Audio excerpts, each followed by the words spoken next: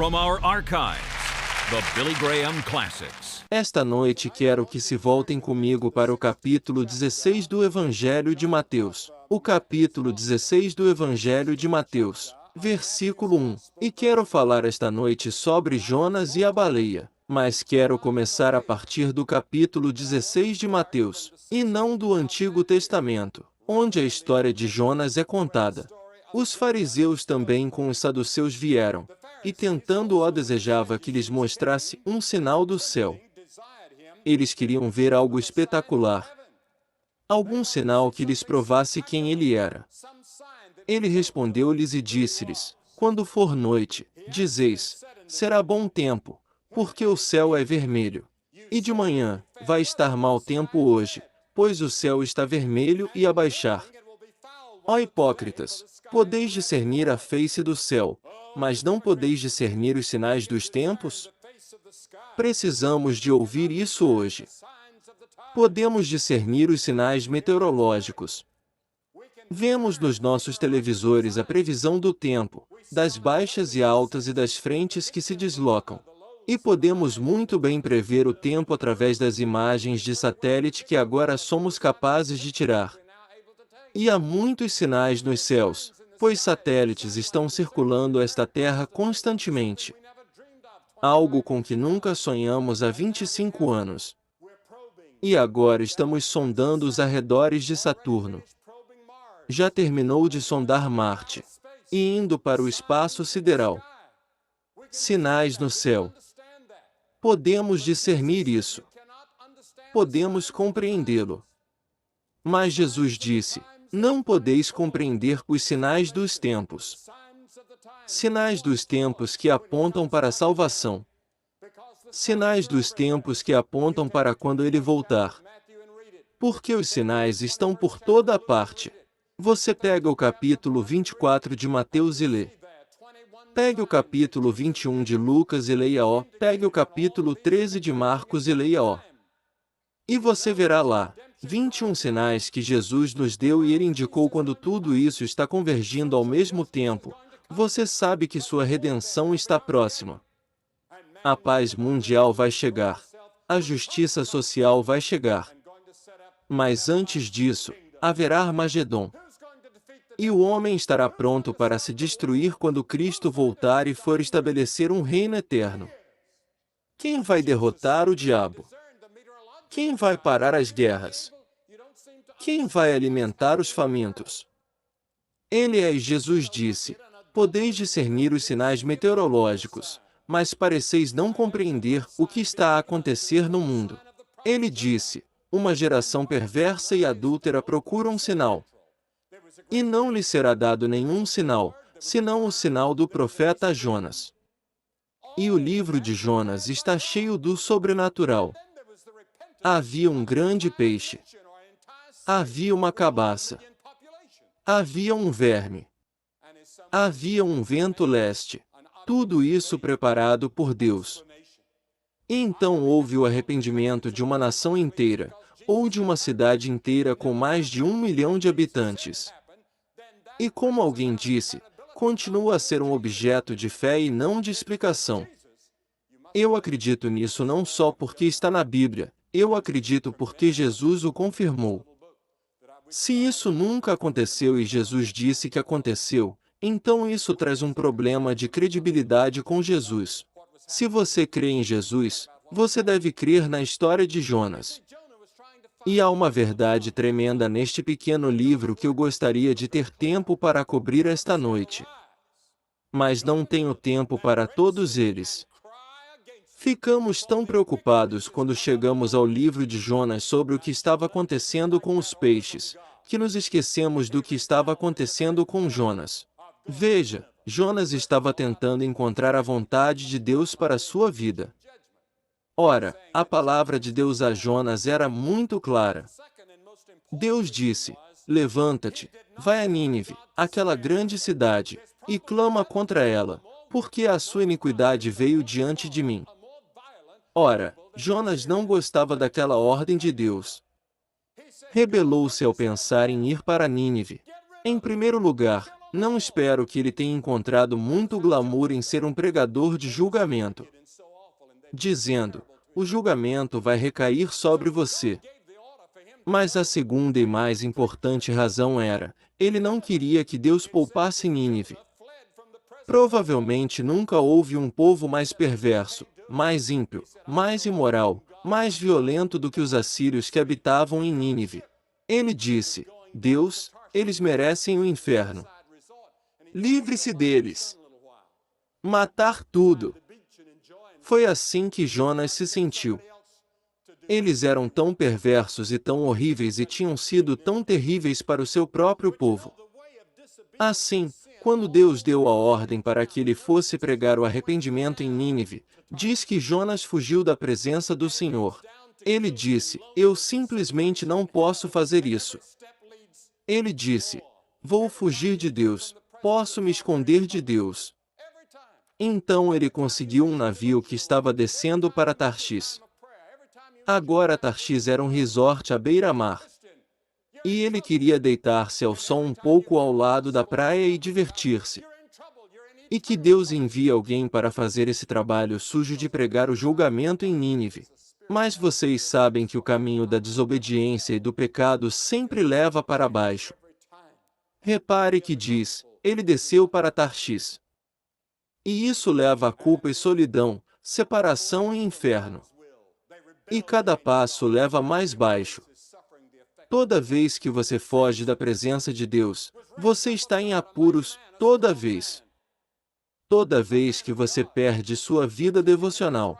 Toda vez que você perder o seu tempo de oração. Toda vez que você perde seu tempo de ler a palavra. Como cristão, você está em apuros. E toda vez que você ouve o Evangelho e não faz nada a respeito, você está em apuros. Você está em apuros eternos. Porque viver dentro do seu corpo é um espírito. E esse espírito vive para sempre no céu ou no inferno. E você está se arriscando toda vez que ouve o Evangelho e não faz nada a respeito. Adão e Eva fugiram da vontade de Deus. Eles se rebelaram contra Deus e a raça humana está sofrendo os efeitos hoje. Sansão ressuscitou de Deus, um homem poderoso, um homem forte, um homem de Deus que tinha feito o voto nazareno. Mas o pecado desviou. E, finalmente, foi cego, colocado na prisão e moído no moinho de trigo. Davi, o homem segundo o coração de Deus, também se tornou culpado de pecado. Tornou-se culpado de adultério e culpado de assassinato. E sofreu por isso o resto da vida. Deus o perdoou, mas as cicatrizes permaneceram.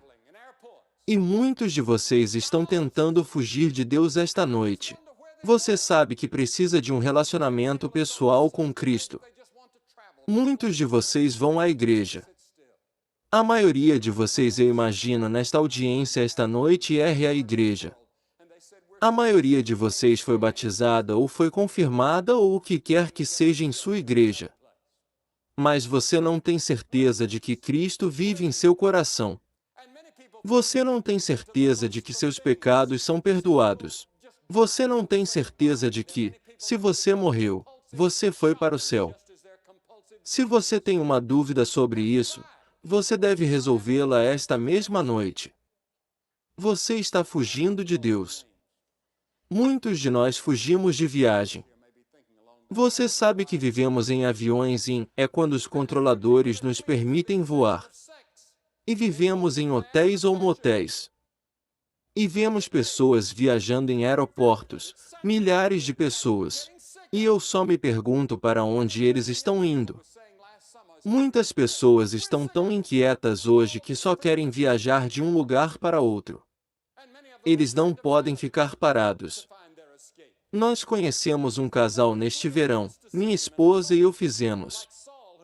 E tem casas em diferentes partes do mundo. E eles disseram: estamos tão inquietos que não aguentamos nenhum lugar mais de 2 semanas de cada vez. Então eles entram em um jato e vão para outro lugar, inquieto, fugitivo.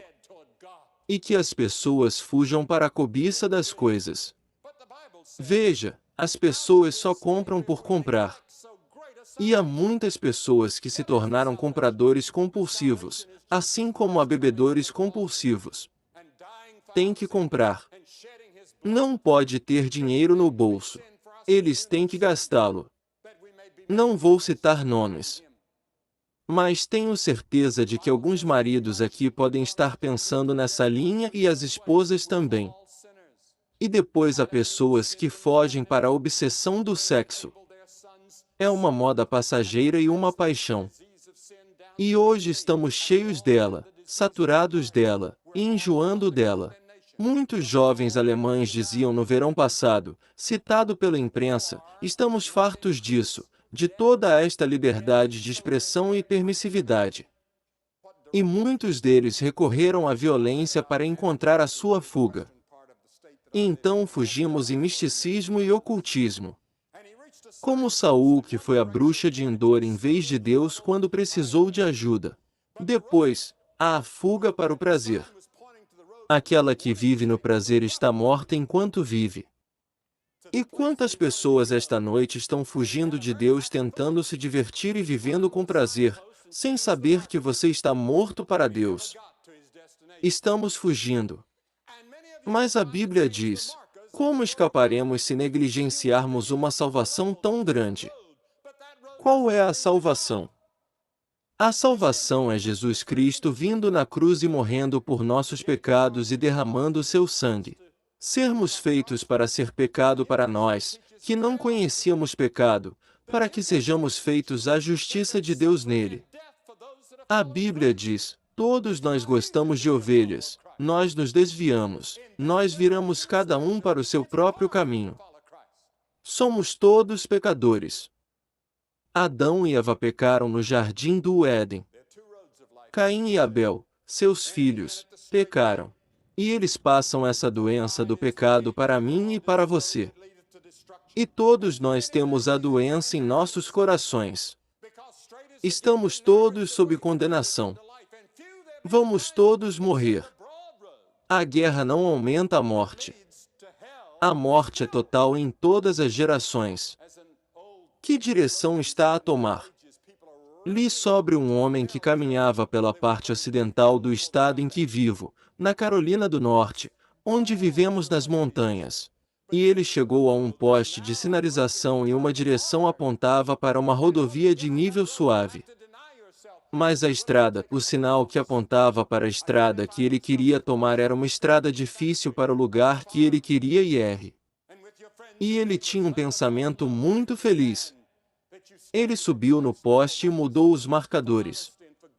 E nunca chegou ao seu destino. E muitos de vocês estão tentando mudar os marcadores na estrada da vida. Você quer o fácil, o nível, a estrada agradável. Mas esse caminho não leva a Deus. Veja, no Antigo Testamento era muito interessante que, quando um homem entregasse seu coração a Deus, ele deveria se tornar próspero. Mas o Novo Testamento ensina exatamente o contrário. O Novo Testamento ensina que há sofrimento e morte para aqueles que estão seguindo a Cristo. Não é fácil ser um seguidor de Cristo, especialmente nesta geração. É difícil seguir a Cristo. Há dois caminhos da vida, disse Jesus. Entrai pelo portão reto. Pois larga é a porta e larga é a estrada que leva à destruição. E muitos a que vão para lá, disse. Porque reto é o portão e estreito é o caminho que conduz à vida. E poucos são os que o encontram. Ele disse, a estrada larga que leva ao inferno está preenchida. Como dizia um velho teólogo na Idade Média, as pessoas estão correndo para o inferno como se tivessem medo que ele fosse preenchido antes de chegarem lá. Largo é o caminho, disse Jesus. Mas ele disse, há outra estrada que é estreita e acidentada, dura e dura. E para seguir esse caminho você terá que se negar e estar disposto a tomar uma cruz. Identifique-se com Cristo na escola, na fábrica, na fazenda e com seus amigos e vizinhos. Deixe-o saber onde você está. Que sois a favor de Cristo e da justiça, da honestidade e da bondade, da moralidade e da justiça. E isso não é fácil na nossa geração. Há qualquer estrada fácil que é uma estrada larga. Mas o fim, disse Jesus, é a morte e a destruição, o julgamento e o inferno. Não dura muito. A vida em breve acabará. E quantos de vós desejarão ter tomado esse caminho estreito? E muitos de vós estão esta noite na encruzilhada. Você tem que tomar uma decisão antes de sair daqui. Não há uma pessoa ouvindo minha voz. Você pode estar no coro. Você pode estar nessa grande plateia. E você vai ter que tomar uma decisão. Você diz, não, eu não vou fazer um. Sim, vai. Você vai dizer sim ou não ou vai dizer talvez. Ou talvez você diga, vou esperar. Mas você vai tomar uma decisão. Nenhuma pessoa neste lugar sairá daqui esta noite sem ter tomado uma decisão sobre o que você vai fazer com Jesus Cristo. Terá conseguido quando sair daqui. Então Jonas, diz, pagou a tarifa do mesmo. Entrou no barco, entrou no navio, pagou a tarifa. E a Bíblia diz que quando você segue o caminho largo, vive para si mesmo e para o prazer, o salário do pecado é a morte. O caminho do transgressor é difícil. Há uma dureza em ser transgressor também que acaba em morte e julgamento. Uma série de tragédias chegou ao navio e à tripulação. E começaram a rezar aos seus deuses quando a tempestade chegou. E eles disseram, ó, salve-nos. O que está errado? O que está errado? O que está errado? E os marinheiros ficaram com muito medo porque lançavam lotes.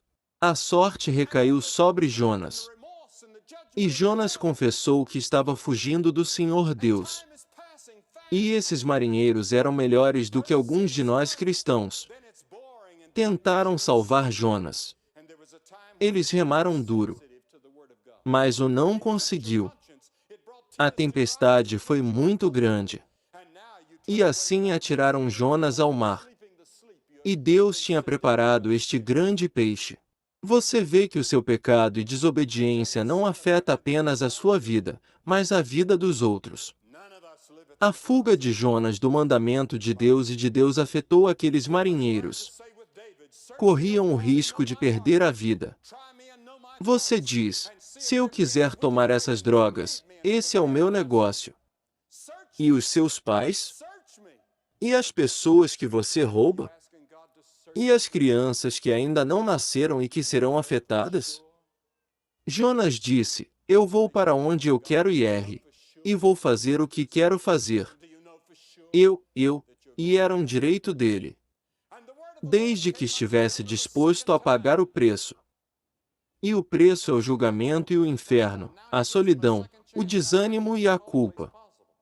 Há um preço que você vai pagar. O salário do pecado é a morte. Tenha certeza de que seu pecado vai descobrir você. Ninguém nesta audiência jamais cometeu um pecado que não será descoberto. Agora Jonas foi dormir no barco. Isso não é estranho. Fugir de Deus, a grande tempestade, o julgamento chegando e ele está dormindo? Como ele pode dormir? Porque o pecado é como um sedativo. Jonas dormia o sono da desobediência. Falei com um homem há algum tempo. Ele havia fraudado o vizinho por meio de engano e roubado o dinheiro do vizinho. E ele disse, eu me sinto perfeitamente em paz sobre isso porque foi o que o pai do meu vizinho fez com meu pai uma geração atrás. Agora, isso é uma falsa paz. É a paz da desobediência. A paz de estar longe de Deus. Mas logo vai acabar. E então virá a culpa e o remorso e o julgamento e o inferno. E o tempo passa rápido. Primeiro, o pecado é divertido, depois é chato, depois torna-o insensível. E houve um tempo em que você era muito sensível à palavra de Deus. Picou-lhe a consciência. Trouxe lágrimas aos seus olhos. Isso deixou você desconfortável. E agora você se afasta sem nenhum sentimento. Você está dormindo sono. Você foi sedado pelo pecado. Ora, o pecado de Jonas afetou todo aquele navio. Nenhum de nós vive para si mesmo, diz a Bíblia. Devemos aprender a dizer com Davi: procura-me, ó Deus, e conhece o meu coração. Experimente-me e conheça os meus pensamentos. E veja se aqui está algum caminho perverso em mim. E guia-me no caminho eterno. Pesquise-me, pesquise-me. Você está pedindo a Deus para procurá-lo esta noite? Você sabe ao certo o seu relacionamento com Deus? E você sabe com certeza que seus pecados são perdoados? Sabe com certeza que vai para o céu? E a palavra do Senhor veio a Jonas pela segunda vez. Você vê que Deus falou com ele pela primeira vez. Agora dá-lhe uma segunda oportunidade. Ora, isso nem sempre é possível. Quando o ladrão na cruz se virou para o Senhor e disse: lembra-te de mim quando entrares no teu reino. Esse foi o seu primeiro e único momento. Ele aproveitou aquele momento quando disse: Senhor, lembra-te de mim. E Cristo disse: hoje estarás comigo no paraíso. Esta noite há muitos de vós assim. Este pode ser o seu último momento, o seu único momento para dizer sim a Cristo. Você se lembra de quando Deus começou a falar com você quando você era jovem e você adiou?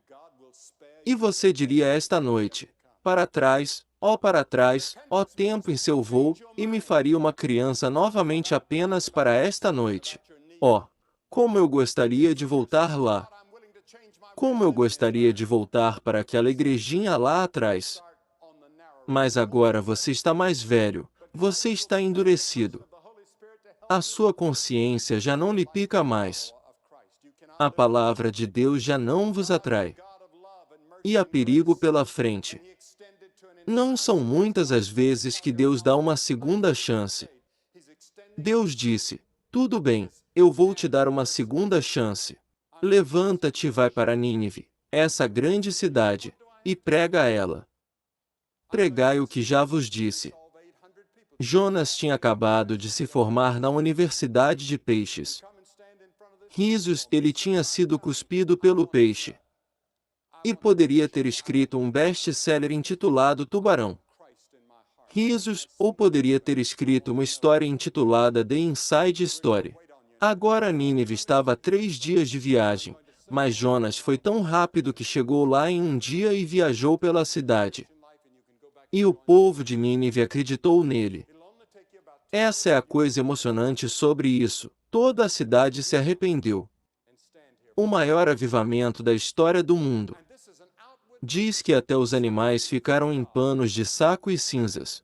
O rei, todo o povo, 1 milhão e mais moradores se arrependeram em pano de saco e cinzas de seus terríveis pecados.